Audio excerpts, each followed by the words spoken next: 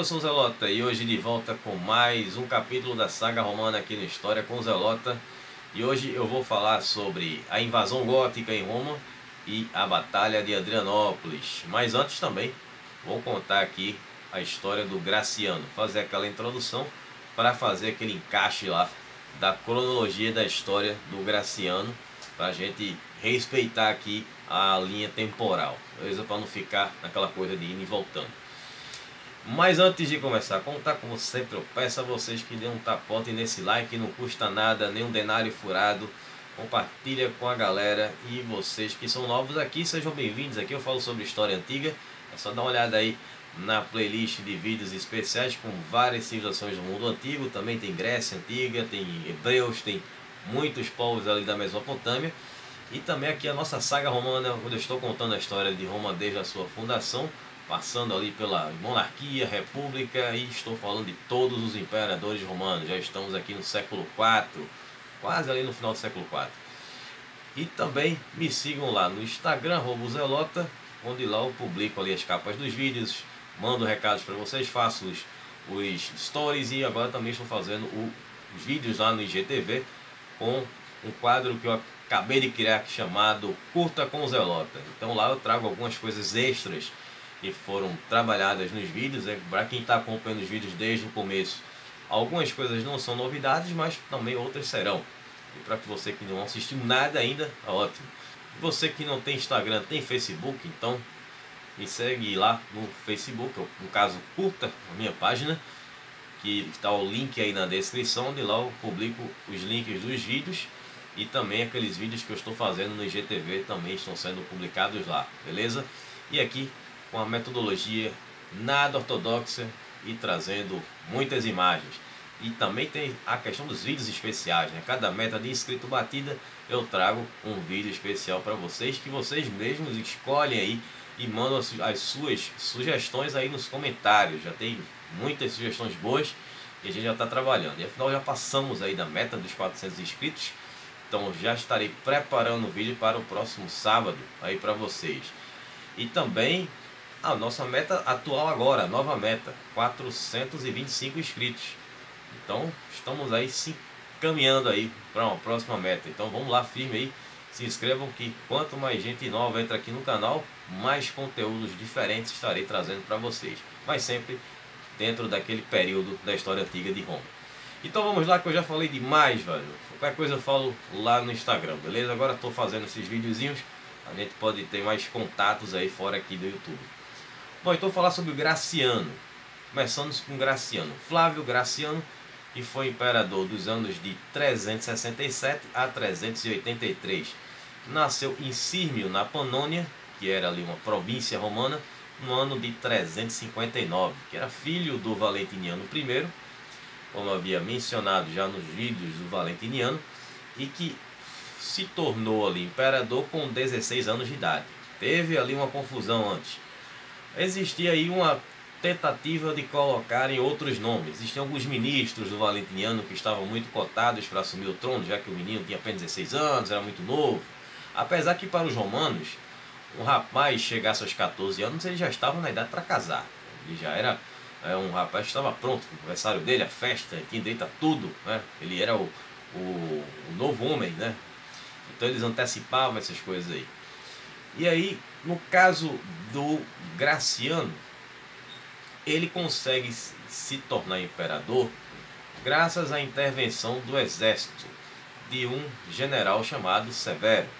E esse aí, ele vai ser um parente, no caso do Graciano, digamos que ele seria tio do Graciano, né? Parte de mãe. E ele tinha uma questão que incomodava, que era o fato dele não se interessar pela arte da guerra. Ele não se interessava em batalhas, em lutar.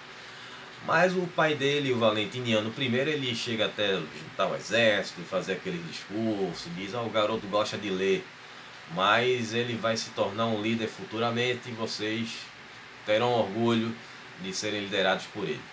Bom, ele gostava de ficar lendo, né? Ele gostava de literatura, de retórica e tal. Quem gostava muito disso era o Otávio Augusto, não, o primeiro imperador. Ele adorava a leitura e tal. E foi um cara que soube equilibrar muito bem isso, né? Na política e também como um grande general, um grande militar, né? Um grande líder militar. E aí tem o seguinte, a história do Graciano tem aí uns fatos aí bem interessantes, que foi o seguinte: o pai dele, Valentiniano, ele vai se separar da mãe do Graciano, que era a Martina Severa, porque ele se encanta por uma mulher mais jovem, uma mulher bela, uma bela virgem, que era extremamente encantadora. Interessante que a própria Martina Severa é que observou a beleza dessa mulher. Elas se tornaram muito amigas, chegaram até a tomar banho juntas. E aí ela ficou realmente impressionada e comentou com o Valentiniano a respeito da beleza daquela mulher. E o imperador, até então, que não estava nem prestando atenção, aí começou a olhar com outros olhos. E aí a Martina acabou perdendo o marido e perdendo o cargo de imperatriz. Porque aí o Valentiniano vai se separar dela para casar com a Justina. Existem aí umas polêmicas, algumas versões aí que falam a respeito disso. Dizem até que os dois, ele casou com as duas, ou casado com as duas. Teríamos um fato aí que seria um ato de bigamia. Valentiniano um bígamo. Como pode um cristão bígamo? Enfim, existe essa versão que ele ficou casado com as duas. Outra versão diz que ele separou, realmente se separou da Martina para casar com a Justina. Que, fazendo aqui uma correção, né? No vídeo passado eu falei que a Justina era a ex-esposa do Maginense, mas não era. É o mesmo nome, mas é outra mulher. Então eu descobri isso aí já nas pesquisas a respeito do Graciano. Então fica esse asterisco aí, beleza?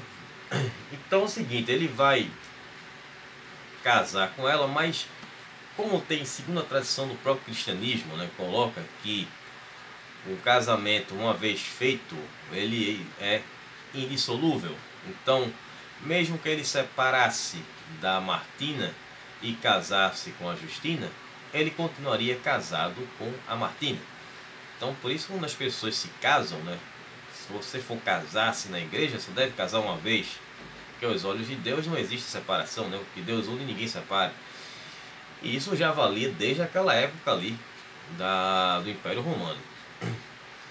Então era o seguinte, qualquer uma das coisas eram proibidas no cristianismo, a bigamia, a separação, isso aí seria complicado. Mas o cara era imperador, né? Mandava em tudo. E aí foi o seguinte, o Graciano vai ser eleito cônsul nos anos de 371 e 374. E ele vai se casar, né? Mesmo ele muito jovem, já vai casar. Eu falei, 14 anos, já pode casar.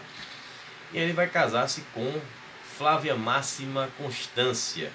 Essa garota vocês já ouviram falar aqui no vídeo. Ela é filha do Constâncio II, a última sobrevivente da dinastia de Constantino, a última descendente do Constantino, e ainda estava no mundo dos vivos aqui no Império Romano.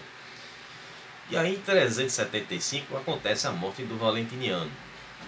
E aí o Graciano, ele vai se tornar um imperador, teve aquela confusão como eu já expliquei.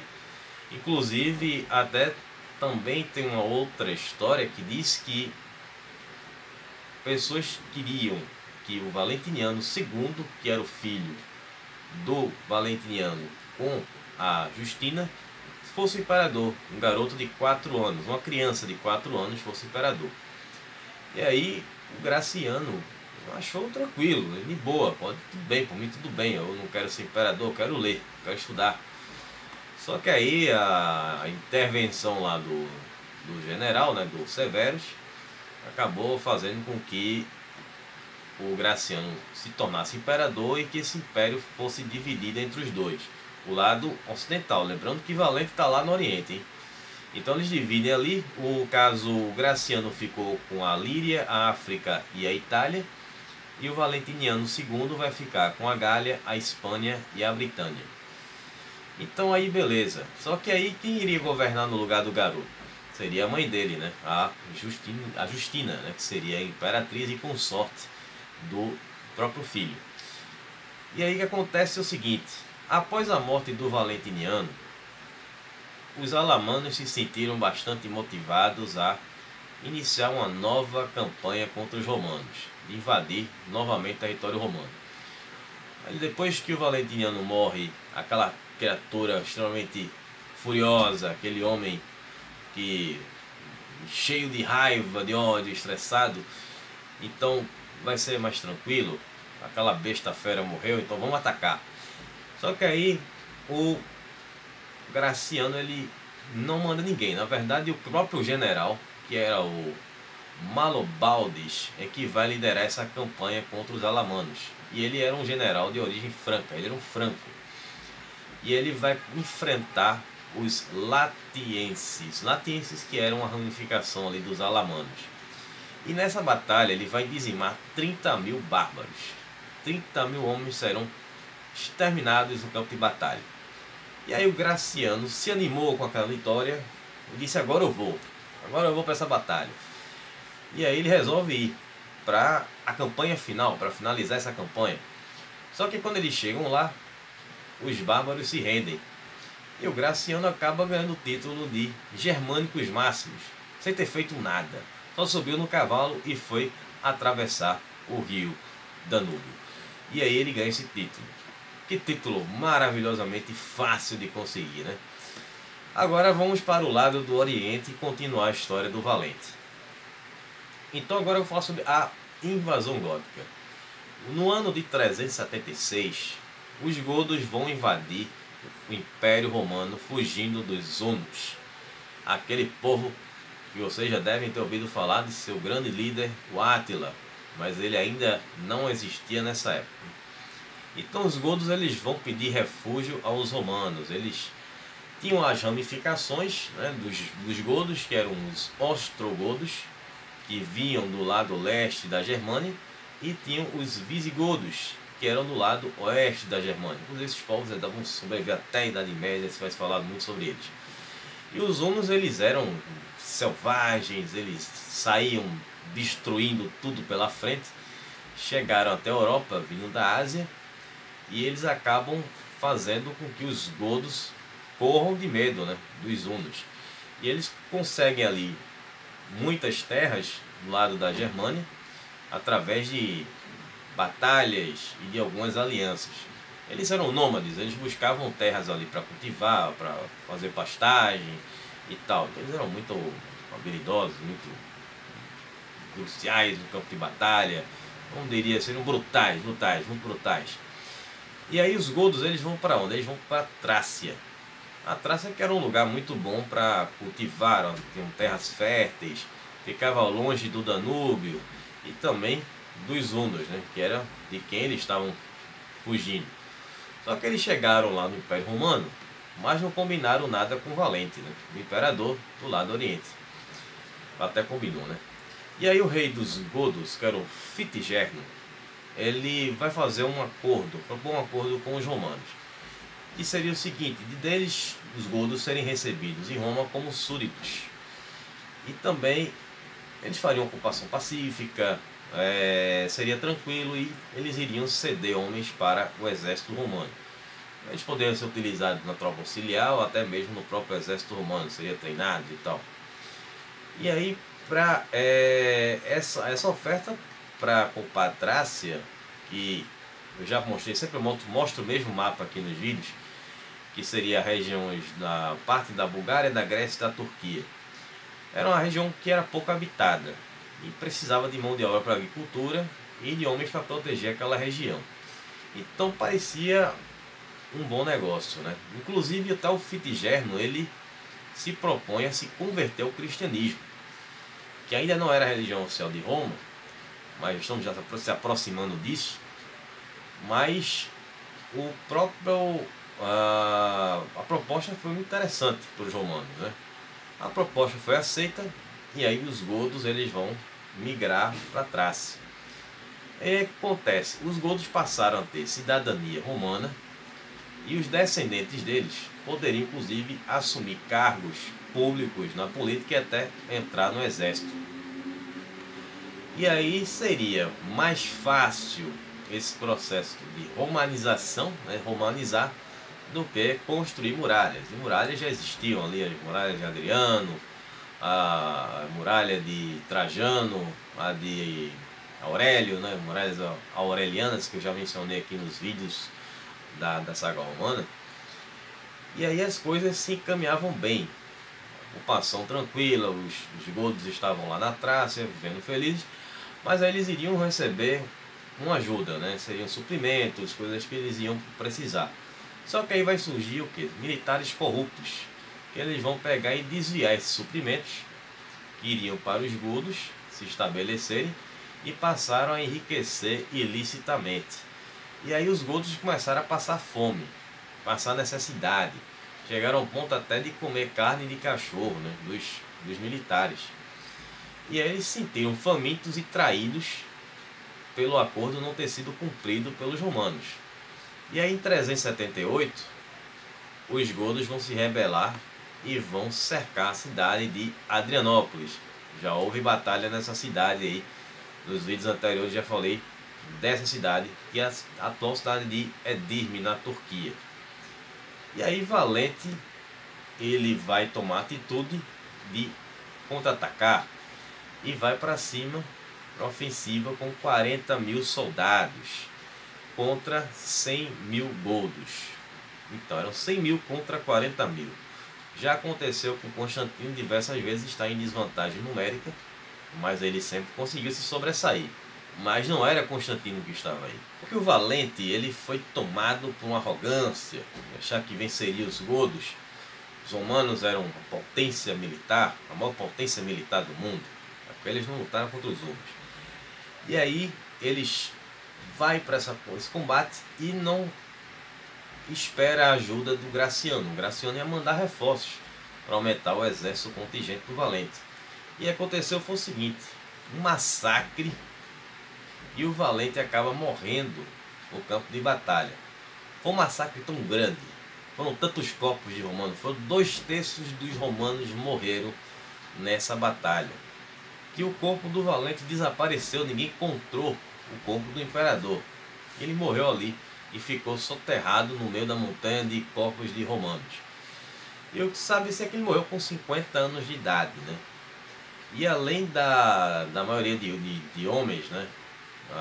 Os godos também tinham uma cavalaria muito poderosa, parecida com a dos sármatas. Acho que os sármatas eram melhores.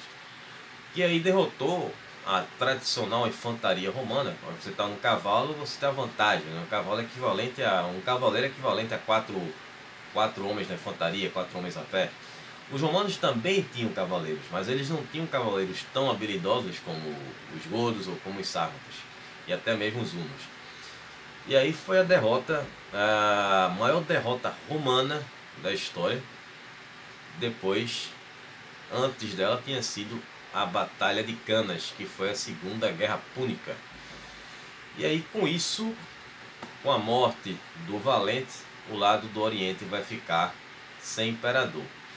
E aí o Graciano, que estava no seu lado do Ocidente, ele vai pensar num nome para indicar para ficar no Oriente, antes que apareça algum usurpador e tal.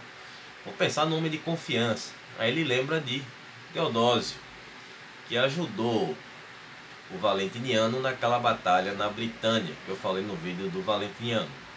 Ele pensou, pô, Teodósio ajudou papai, pode ser um bom nome. Então ele convida o Teodósio, que aceita logo de cara se tornar o imperador. E aí se torna o imperador do lado do Oriente. Então eu vou encerrar por aqui, por enquanto, a história do Graciano. Retornarei com a história dele num próximo vídeo. E também vou falar do Valentiniano II. E aí falar desses dois e depois falo do Teodósio. Mas no sábado estarei trazendo aí o vídeo especial, porque promessa é dívida, porque eu pedi, vocês atenderam e aí chegamos à meta. E muito obrigado a todos que se inscreveram aqui no canal. Então, espero que vocês tenham gostado, que vocês tenham entendido. E no sábado estarei voltando, fiquem acompanhando lá no Instagram, que tá rolando esses vídeos lá nos stories, lá com a Curta com Zelota. É isso aí o nome do quadro. Um abraço, Zelota, até sábado, falou pessoal.